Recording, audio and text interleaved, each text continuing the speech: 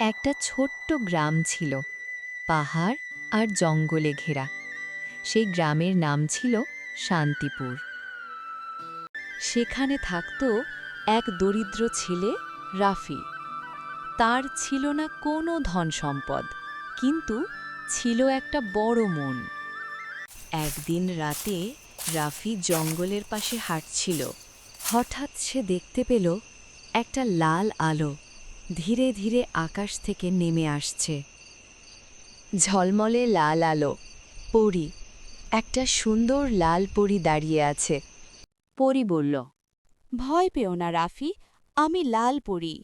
তুমি খুব ভালো ছেলে, আমি তোমাকে একটা ইচ্ছে পূরণ করার সুযোগ দেব। রাফি একটু ভাবল। তার চোখে লোভ ছিল না, ছিল ভালোবাসা। তারপর রাফি বলল, আমি নিজের জন্য কিছুই চাই না। আমি চাই যেন আমার গ্রামের সকল লোকেই সুখে থাকে।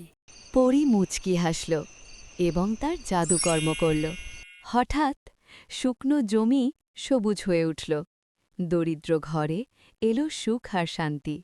পরী বলল, সত্যিকারের সুখ অন্যকে সুখী করার মধ্যেই থাকে। তারপর সে আকাশে মিলিয়ে গেল। সেই দিন থেকে রাফি আর তার গ্রাম সবসময় সুখে শান্তিতে বসবাস করতে লাগল। নিজের জন্য নয়, অন্যের জন্য ভাবলে জীবন হয়ে ওঠে সত্যিকারের সুন্দর।